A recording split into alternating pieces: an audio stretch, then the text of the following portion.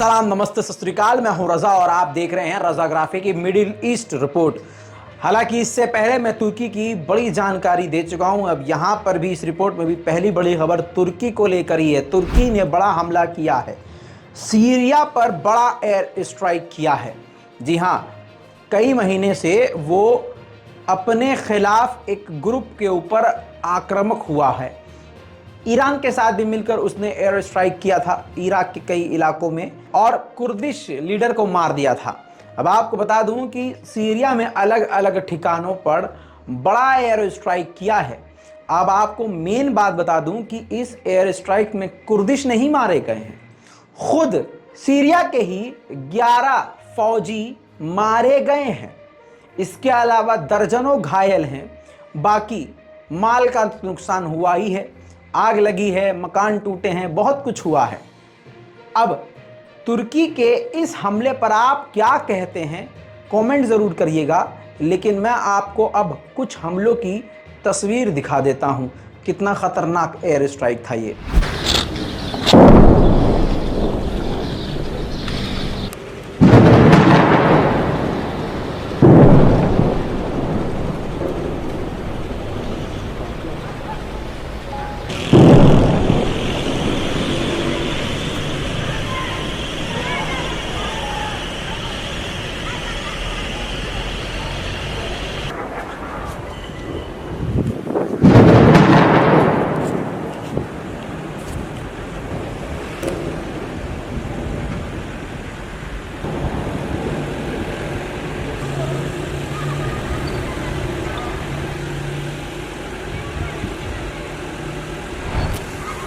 दोस्तों, इसके अलावा ये तस्वीर देखिए, लगातार कहा जा रहा है कि सीरिया के कई इलाकों में, क्योंकि सीरिया में तुर्की की फौज मौजूद है ज़मीनी तौर से, तो तुर्किश और जो पीकेके के लड़ाकू हैं उन ग्रुप में फायरिंग हो रही है। आवाज़ आपको आ रही होगी। तो दोस्तों, हालात गंभीर हैं। वहीं बात करें अज़ाब इलाही की, यानी आग की, तो स्पेन, मोरक्को और पुर्तगाल में ये पहुंच चुकी है आग, और आग रुकने का नाम नहीं ले रही है। अब तक फ्रांस भी परेशान है। देखिए दोस्तों, तीनों जगह के हालात कैसे हैं, स्पेन, पुर्तगाल और मोरक्को।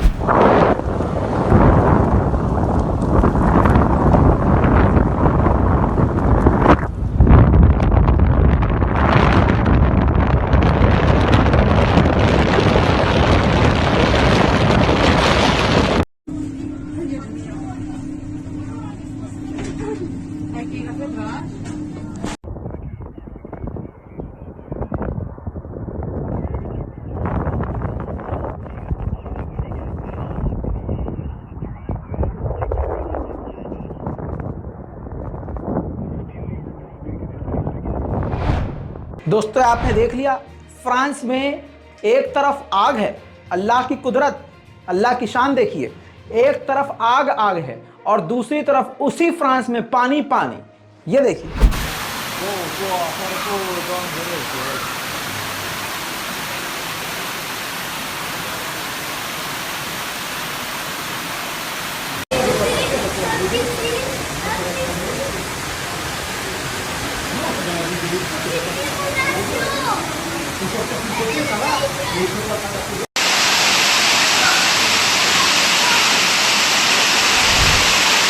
माली एक अलग देश है, ये उसका झंडा है और ये उसका मैप है। बच्चों के लिए लगाता हूं, या जिनको बिल्कुल ही पता नहीं होता उनके लिए लगा देता हूं झंडा, ताकि पहचान हो जाए, और मैप भी मैं उनको दुनिया में दिखा देता हूं कि किस जगह वो लोकेट करते हैं। तो माली में 11 साल तक फ्रांस की फौज मौजूद थी और अब जाकर फ्रांस की फौज वहां से निकली है।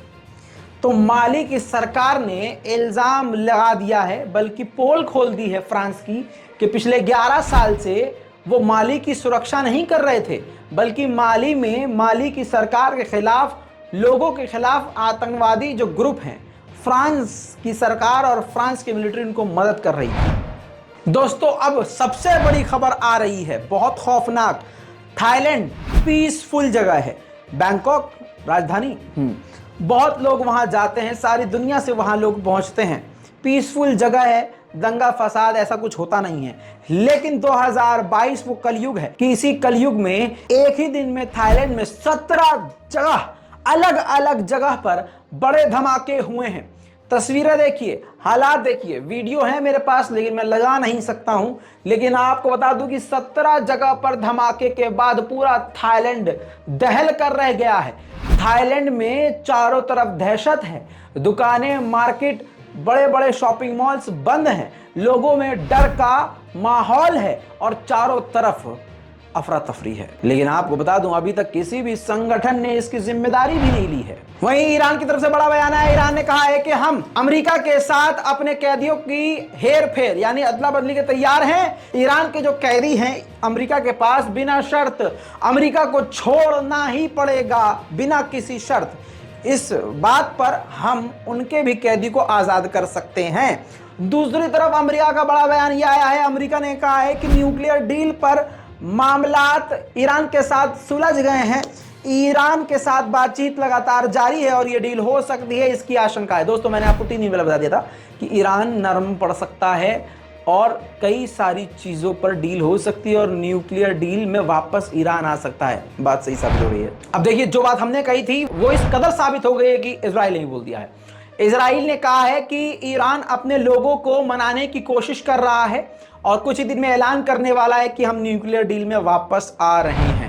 दोस्तों, वहीं आपको बता दूं, सलमान रुश्दी पर अटैक करने वाला यह व्यक्ति है। इसका एक ऐसा बयान आया है जिससे पूरा सनसनी मच चुका है। पहले से ही इल्जाम ईरान पर है, लेकिन ईरान इस इल्जाम को ठुकरा चुका है। अब इन्होंने, इस लड़के ने जो बयान दिया, इसने कहा है कि मैं ईरान के सबसे बड़े लीडर इमाम खुमैनी का बहुत बड़ा फैन हूं, उनका चाहने वाला हूं। जी हाँ, ये है इमाम खुमैनी। जी हाँ, इनका फैन उनको बताया है।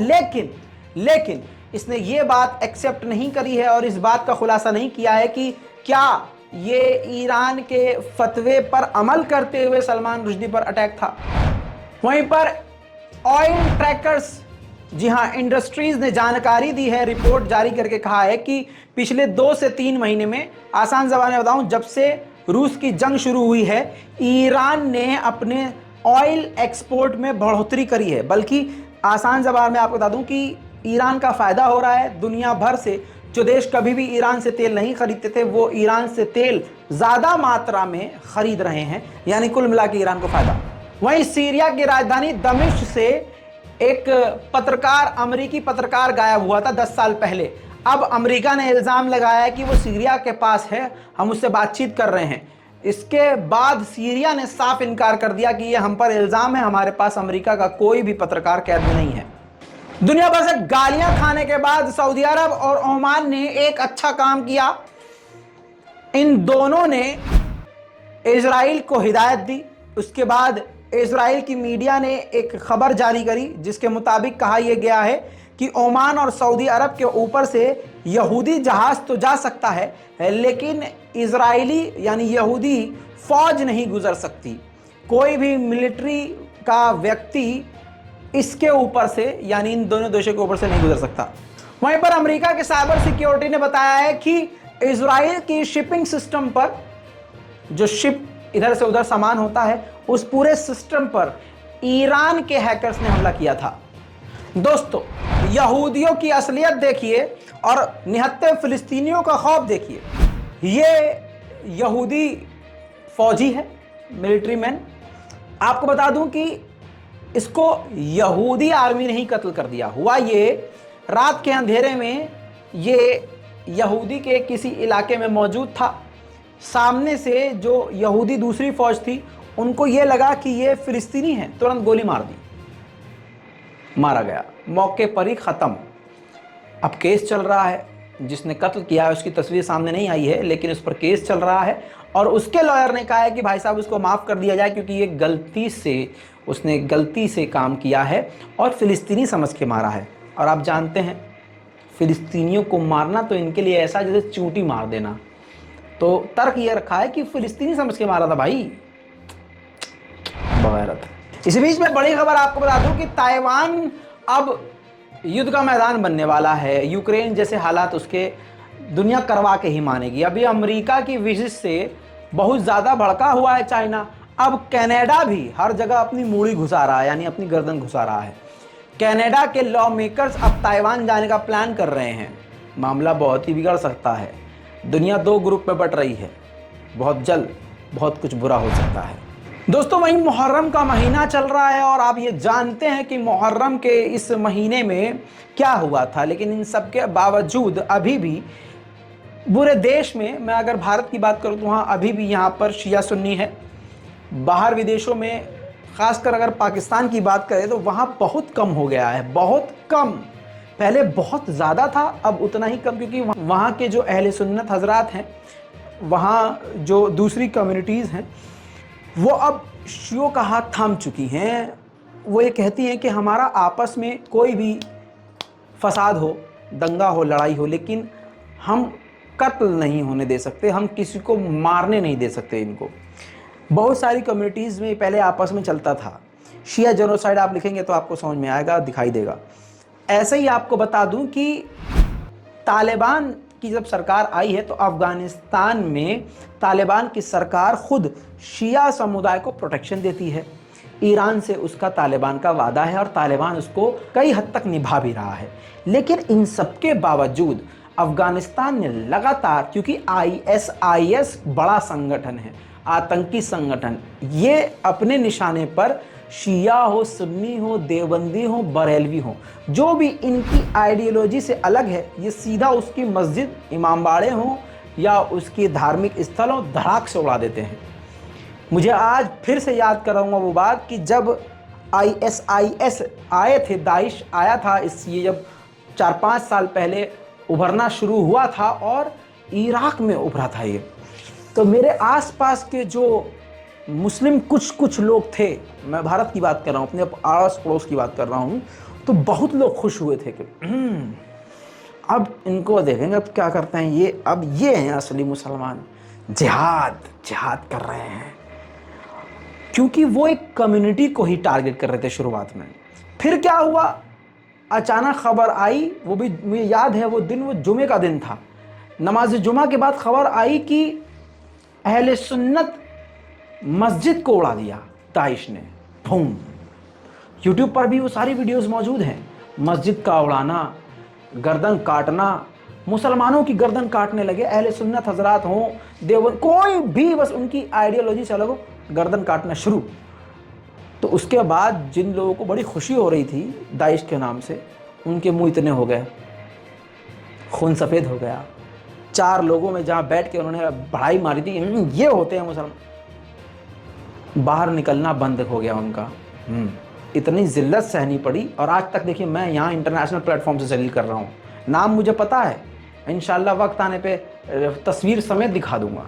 लेकिन दोस्तों, अभी भी जहाँ पर पूरी दुनिया में अब धीरे धीरे ख़त्म हो रहा है मामला, मुसलमान अब एक हो रहे हैं, वहाँ पर अफ़गानिस्तान में तालिबान की सरकार में एक बार फिर से इस मुहर्रम के महीने में मजलिस के दौरान, जो शिया मजलिस करते हैं, इमाम हुसैन को याद करते हैं, इमामबाड़े में ब्लास्ट किया।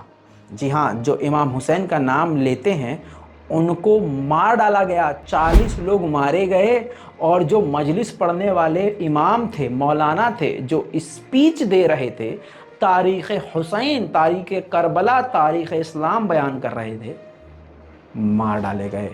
ISIS दाइश ने अटैक किया, तस्वीर में नहीं दिखा सकता हूँ, लेकिन हाँ, ये इमाम की तस्वीर है। 40 से 45 लोग शहीद हो गए हैं।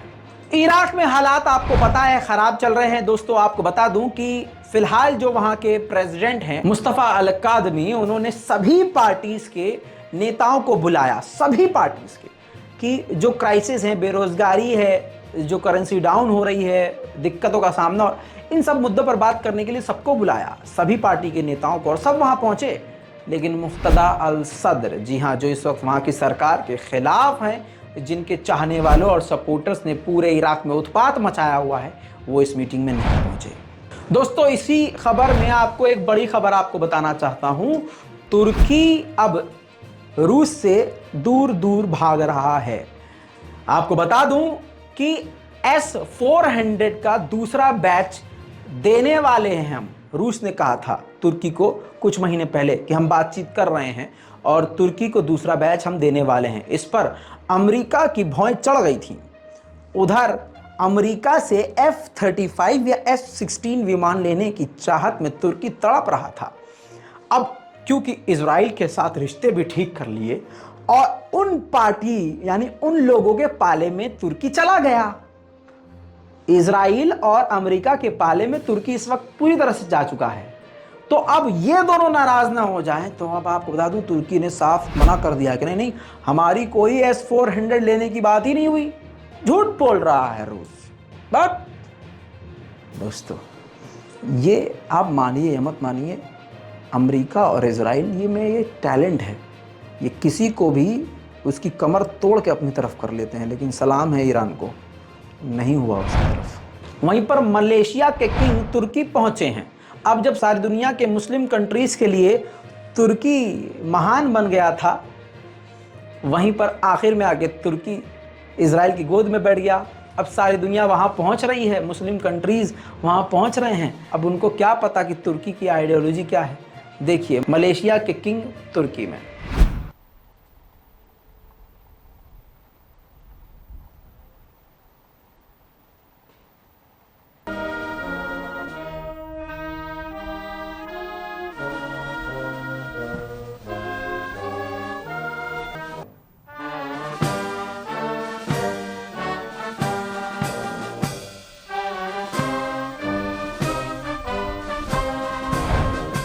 वहीं फिनलैंड ने तुर्की का साथ दिया है। फिनलैंड ने कहा है कि तुर्की की जो चिंता है टेररिस्ट को लेकर, उसके बॉर्डर में जो टेररिस्ट हैं वो बिल्कुल सही है। हम पूरी तरह से तुर्की के साथ हैं। अभी आपको मालूम है कि अज़रबैजान और आर्मीनिया के बीच में ज़बरदस्त झड़पें हुई हैं। इसी बीच में बड़ी खबर यह आई है कि 3 देशों के बीच ये एग्रीमेंट हुआ है, आर्मीनिया, अज़रबैजान और रशिया। जी हाँ, इस डील में भी अज़रबैजान बाजी मार ले गया। लाचीन का, आर्मीनिया के बॉर्डर का इलाका लाचीन, उस पर अब पूरी तरह से कंट्रोल अज़रबैजान का होगा। आर्मीनिया ने जब जब सोचा कि हम ये काम करके शायद इतने से टुकड़े पर कब्जा कर ले, उल्टा हो जाता है ससुर के नाती का। दोस्तों काराबाग के सारीबाबा के इलाके में अज़रबैजान को 1000 से ज़्यादा लैंडमाइंस मिले हैं। आपकी स्क्रीन पर ये देखिए, सारे लैंडमाइंस की तस्वीरें आपकी स्क्रीन पर हैं मेरे दोस्तों। अब अज़रबैजान ने जांच करी तो पता चला कि ये जो लैंडमाइन जो बम हैं ये 2021 में बनाए गए आर्मीनिया में। प्रूफ फिर ये होता है कि आर्मीनिया जंग के बाद भी अज़रबैजान के खिलाफ बम बिछा रहा है इलाकों में। तो इससे साबित होता है कि आर्मीनिया लगातार यहूदियों की तरह चुपके चुपके अज़रबैजान के खिलाफ काम कर रहा है। इस पूरी रिपोर्ट पर अपनी राय कमेंट में ज़रूर लिखिए। रिपोर्ट को शेयर कीजिए। मैं हूं रज़ा और आप देख रहे हैं रज़ाग्राफी। जय हिंद।